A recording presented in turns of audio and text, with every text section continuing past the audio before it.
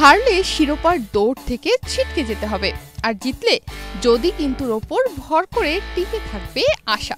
এমন সমীকরণ সামনে রেখে সাফ অনূর্ধ্ব 17 নারী চ্যাম্পিয়নশিপে আজ নেপালের মুখোমুখি হয় বাংলাদেশ, যেখানে শেষ পর্যন্ত ম্যাচটা 4-1 গোলে জিতে মাঠ ছেড়েছে সৌরভীরা।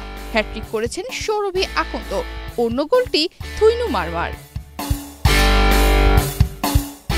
Gold's Gym across 30-plus countries. With over 700-plus locations worldwide. Train anywhere, belong everywhere.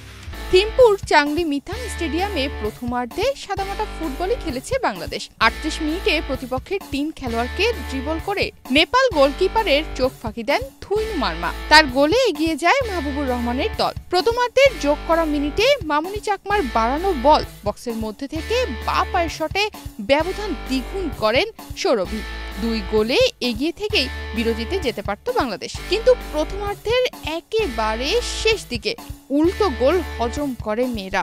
বিরতিতে যাওয়ার আগে প্রথমার্ধের খেলা শেষ হয় 2-1 গোলে। বিরতির পর গোল বাড়ানোর চেষ্টায় আক্রমণের ধার বাড়ায় বাংলাদেশ। 70 মিনিট পর্যন্ত প্রতিপক্ষের গোলমুখে সুযোগ নষ্ট, লক্ষ্যে শট না রাখা, এমনকি বারবার বলের দখল হারিয়ে হতাশই হতে হয়েছে। তবে শেষ বাঁশি বাজার আগ পর্যন্ত বাংলাদেশ খেলে দুর্দান্ত, যেখানে সৌরভীর হ্যাট্রিকে 4-1 গোলে জয় পায় অনূর্ধ্ব 17 নারী দল। বুধবার ভারত যদি ভুটানকে হারিয়ে দেয়, তাদের পয়েন্ট হবে 4 ম্যাচে 12। এরপর বাংলাদেশ পরের 2 ম্যাচ ভুটান ও ভারতের বিপক্ষে জিতলেও পয়েন্ট হবে 15। আর ভারত নেপালের পর ভুটানকেও হারালে তাদেরও পয়েন্ট হয়ে যাবে 15।